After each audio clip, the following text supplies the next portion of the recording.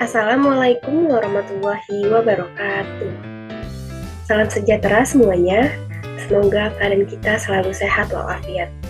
Dan terhormat kepada Profesor Dr. Endi Buriswati MPD beserta Ibu Hestiani Parai MPD.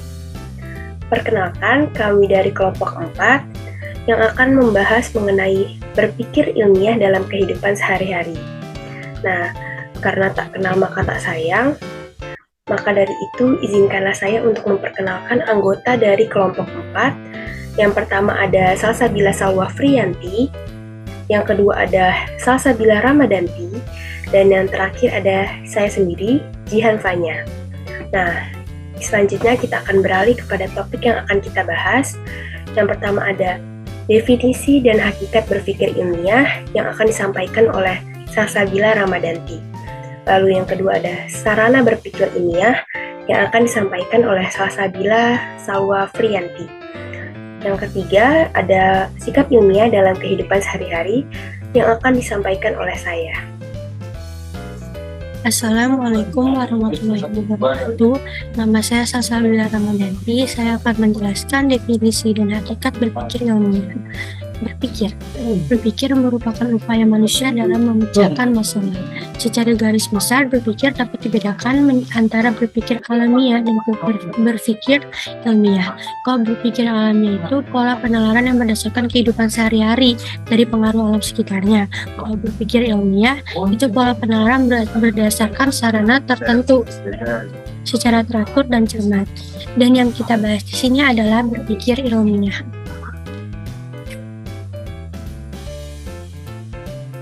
Selanjutnya, berpikir dengan mendasar pada kerangka pikir tertentu, yaitu disebut penalaran atau kegiatan berpikir ilmiah. Dengan demikian, tidak semua kegiatan berpikir dapat dikategorikan sebagai kegiatan berpikir ilmiah, dan begitu pula dengan penalaran atau suatu berpikir ilmiah tidak sama dengan berpikir. Dan hal yang perlu dipahami dalam kegiatan penalaran adalah proses berpikir yang membuahkan suatu pengetahuan. Selain itu, melalui proses penalaran atau berpikir ilmiah, berusaha mendapat sebuah kebenaran. Untuk mendapat sebuah kebenaran, kegiatan penalaran harus memenuhi dua persyaratan penting, yakni logis dan analitis. Syarat pertama yaitu logis. Logis berarti kegiatan berpikir ilmiah ini harus dilakukan dengan mengikuti suatu aturan atau memenuhi pola pikir atau logika tertentu. Dan yang kedua, syarat analitis yaitu kegiatan berpikir ilmiah harus mengikuti suatu aturan atau memenuhi pola pikir dengan menggunakan pola pikir atau logika. Baik, selanjutnya saya Salsabila Salwa Friyanti akan menjelaskan tentang sarana berpikir ilmiah. Jadi, sarana berpikir ilmiah ini merupakan alat yang membantu kegiatan ilmiah dalam berbagai langkah yang harus ditempuh. Tanpa penguasaan sarana berpikir ilmiah, kita ini tidak akan dapat melaksanakan kegiatan berpikir ilmiah yang baik. Sarana berpikir ilmiah ini sendiri, dia mempunyai metode tersendiri yang berbeda dengan metode ilmiah.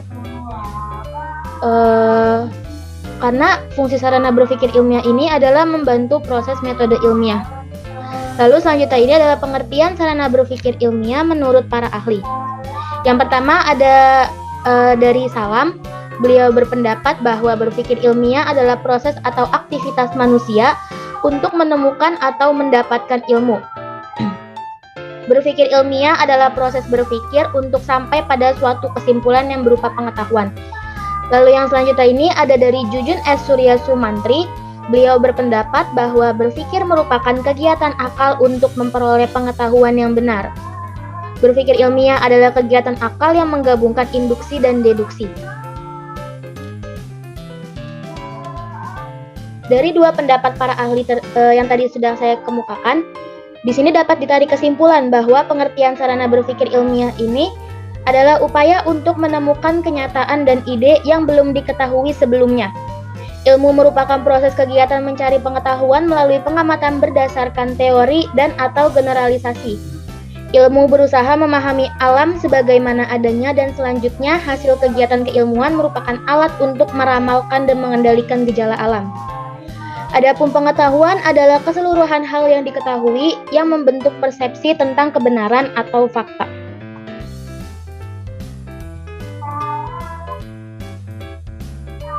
Lalu yang selanjutnya di sini ada tujuan dan fungsi sarana berpikir ilmiah.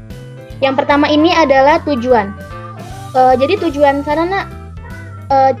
mempelajari sarana berpikir ilmiah ini yaitu untuk memungkinkan kita untuk menelaah ilmu secara baik. Sedangkan tujuan mempelajari ilmu dimaksudkan untuk mendapatkan pengetahuan yang memungkinkan kita untuk dapat memecahkan masalah kita sehari-hari. Lalu yang selanjutnya ini adalah fungsi berpikir ilmiah. Yaitu sebagai alat bantu untuk mencapai tujuan dalam kaitan kegiatan ilmiah secara keseluruhan. Dalam hal fungsi ini, berpikir ilmiah itu merupakan alat bagi cabang-cabang ilmu untuk mengembangkan materi pengetahuannya berdasarkan metode ilmiah. Pada hakikatnya, sarana berpikir ilmiah ini merupakan alat yang membantu kegiatan ilmiah dalam berbagai langkah yang harus ditempuhnya.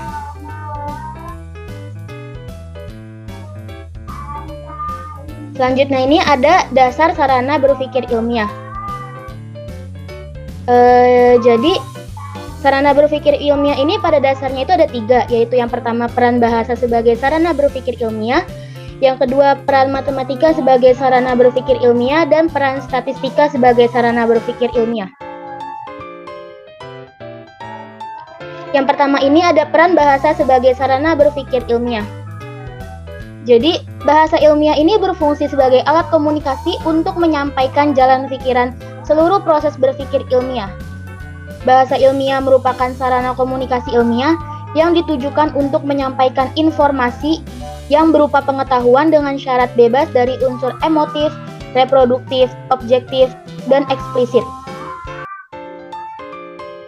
Jadi, bahasa ini kan pada hakikatnya mempunyai 2 fungsi utama, yaitu sebagai sarana komunikasi antar manusia dan sebagai sarana budaya yang mempersatukan antara kelompok manusia yang mempergunakan bahasa tersebut. Lalu di sini dijelaskan ada 2 penggolongan bahasa yang umumnya dibedakan, yaitu ada bahasa ilmiah dan bahasa buatan. Bahasa alamiah ini diartikan sebagai bahasa sehari-hari yang digunakan untuk menyatakan sesuatu yang tumbuh atas pengaruh alam sekelilingnya. Nah, bahasa alamiah ini tuh terbagi lagi menjadi 2, yaitu bahasa isyarat dan bahasa biasa. Lalu yang selanjutnya ini ada bahasa buatan. Jadi bahasa buatan ini diartikan sebagai bahasa yang disusun sedemikian rupa berdasarkan pertimbangan-pertimbangan akar pikiran untuk maksud tertentu. Nah, bahasa buatan ini terbagi lagi menjadi 2 bagian, yaitu ada bahasa istilah dan bahasa artifisial atau bahasa simbolik. Nah, bahasa buatan inilah yang akan dikenal dengan sebutan bahasa ilmiah. Lalu yang selanjutnya ini ada peran matematika sebagai sarana berpikir ilmiah. Matematika ini adalah bahasa yang melambaikan serangkaian makna dari pernyataan yang ingin kita sampaikan. Lambang-lambang matematika bersifat artifisial yang baru mempunyai arti setelah sebuah makna diberikan kepadanya. Tanpa itu, maka matematika hanya merupakan kumpulan rumus-rumus yang mati. Nah, matematika ini adalah bahasa yang berusaha menghilangkan sifat kabur, majemuk, dan emosional dari bahasa verbal. Matematika sendiri ini memiliki struktur dengan keterkaitan yang kuat dan jelas satu dengan yang lainnya, serta berpola pikir yang bersifat deduktif dan konsisten. Matematika juga merupakan alat yang dapat memperjelas dan menyederhanakan suatu keadaan atau situasi melalui abstraksi, idealisasi, atau generalisasi untuk suatu studi ataupun pemecahan masalah. Yang terakhir ini ada peran statistika sebagai sarana berpikir ilmiah. Jadi, statistika ini mampu memberikan secara kuantitatif tingkat ketelitian dari kesimpulan yang ditarik, yang pada dasarnya didasarkan pada asas yang sangat sederhana. Di sini dijelaskan peranan statistika dalam tahap-tahap metode keilmuan. Yang pertama itu ada alat untuk menghitung besarnya anggota sampel yang akan diambil dari populasi. Yang kedua, alat untuk menguji validitas dan reliabilitas instrumen. Yang ketiga itu teknik untuk menyajikan data-data sehingga data ini akan lebih menjadi komunikatif. Dan yang terakhir, sebagai alat untuk analisis data seperti menguji hipotesis penelitian yang diajukan. Lalu di sini ada hubungan antara ketiganya, di antara peran bahasa sebagai sarana berpikir ilmiah, peran matematika sebagai sarana berpikir ilmiah, dan peran statistika sebagai sarana berpikir ilmiah.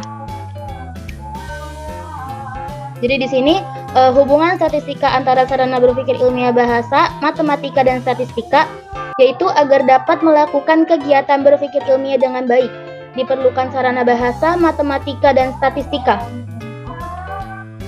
Jadi di sini dapat disimpulkan bahwa bahasa ini merupakan alat komunikasi verbal yang dipakai dalam kegiatan berpikir ilmiah, di mana bahasa ini akan menjadi alat komunikasi untuk menyampaikan jalan pikiran tersebut kepada orang lain.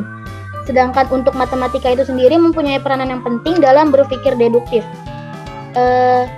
Deduktif ini diartikan merupakan cara berpikir di mana dari pernyataan yang bersifat umum ditarik kesimpulan yang bersifat khusus dengan memakai pola berpikir silogisme. Lalu yang selanjutnya ini ada statistika yang mempunyai peranan penting dalam berpikir induktif. Jadi di sini dijelaskan bahwa berpikir induktif ini, penalaran induktif ini dimulai dengan mengemukakan pernyataan yang memiliki ruang lingkup yang khas dan terbatas untuk menyusun argumentasi yang diakhiri dengan pernyataan yang bersifat umum. Sekian dari saya. Selebihnya saya kembalikan kepada rekan saya. Nah, selanjutnya ada sikap ilmiah dalam kehidupan sehari-hari. Nah, sikap ilmiah itu apa sih, teman-teman? Nah, sikap ilmiah adalah sikap yang perlu dimiliki oleh seorang ilmuwan maupun akademisi ketika menghadapi persoalan-persoalan ilmiah. Wah, berarti sebagai masyarakat awam tidak boleh dong memiliki sikap ilmiah. Nah, tentu boleh, karena setiap dari diri kita perlu menyelesaikan persoalan-persoalan dalam kehidupan sehari-hari. Nah, maka dari itu, sikap ilmiah ini diperlukan untuk diterapkan dalam menghadapi persoalan-persoalan dan dalam mencari jalan keluar dari persoalan tersebut. Nah, sikap ilmiah ini bisa dilatih dan perlu dibiasakan ya dalam berbagai forum ilmiah seperti diskusi, seminar, lokakarya maupun penulisan karya ilmiah. Nah, adapun sikap ilmiah yang perlu kita terapkan yang pertama adalah rasa ingin tahu yang tinggi. Nah, rasa ingin tahu ini kan adalah dorongan untuk mengetahui sesuatu dengan lebih yang berkembang karena kemauan diri sendiri maupun karena faktor lingkungan. Nah, dengan rasa tahu yang ingin tinggi ini, saya memiliki contoh seperti misalkan saya tertarik kepada filsafat. Nah, maka dari itu saya perlu untuk mempelajari, mendalami ilmu tersebut maupun mengamati persoalan-persoalan dari filsafat. Nah, hal tersebut perlu dilakukan karena agar terpenuhi hasrat rasa ingin tahu kita. Lalu yang kedua ada pantang menyerah. Nah, dalam melakukan penelitian sebagai seorang ilmuwan maupun dalam menyelesaikan persoalan, kita perlu memiliki sikap pantang menyerah, karena seperti yang kita ketahui dalam menjalankan sesuatu dan dalam menjalankan penelitian tentunya tidak akan berjalan mulus, pasti ada saja kegagalan yang terjadi. Maka dari itu kita perlu memiliki sikap pantang menyerah agar memiliki alternatif penyelesaian. Lalu yang ketiga ada mencintai kebenaran dan kejujuran. Nah, seperti yang sudah diajarkan oleh agama, jujur sangat diperlukan untuk sendi-sendi kehidupan. Nah, begitu pula di penelitian maupun menghadapi persoalan. Nah, dalam penelitian diperlukan jujur, yakni dengan menyajikan data yang sebenar-benarnya. Artinya tidak ada ketidakjujuran dalam data tersebut, karena ketidakjujuran dalam data akan mempengaruhi penelitian yang akan berdampak buruk pada masyarakat apabila penelitian tersebut telah ditetapkan menjadi teori. Lalu ada yang keempat, yakni berani. Nah, sebagai seorang ilmuwan, kita perlulah berani. Kenapa? Karena kita perlu mengambil tindakan maupun resiko. Nah, seperti contoh kita menghabiskan waktu berjam-jam untuk meneliti di laboratorium, ataupun secara langsung kita mengamati data selama berbulan-bulan. Nah, hal tersebut dapat dikatakan sebagai berani karena kita dapat berani untuk mengambil tindakan, yakni tindakan untuk menghabiskan waktu untuk meneliti saja. Lalu yang kelima ada tekun. Nah, tekun ini adalah kemampuan untuk terus berusaha walaupun kita tahu pasti ada kegagalan yang terjadi. Nah, tekun ini juga harus dibarengi dengan sabar dan teliti. Nah, penelitian yang berdasarkan sabar dan teliti serta tekun akan membuahkan hasil yang baik.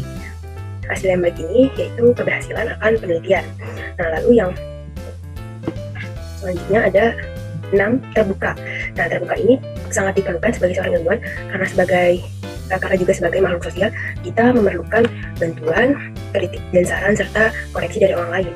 Nah, kritik dan saran ini dapat dijadikan alasan untuk membangun serta terus memperbaiki diri dalam melakukan penelitian maupun menghadapi persoalan. Nah, lalu yang ketujuh ada optimis. Nah, sebagai seorang ilmuwan, kita perlu optimis. Artinya kita harus yakin bahwa penelitian tersebut akan berhasil dan akan bermanfaat bagi banyak orang. Nah, yang kedelapan ada analitis. Ini kemampuan untuk menguraikan dari sudut pandang yang menyeluruh. Artinya kita mengamati dari sebab akibat, hal-hal kecil yang penting dalam persoalan tersebut. Nah, analitis ini juga sangat diperlukan guna melihat persoalan dari berbagai sudut pandang.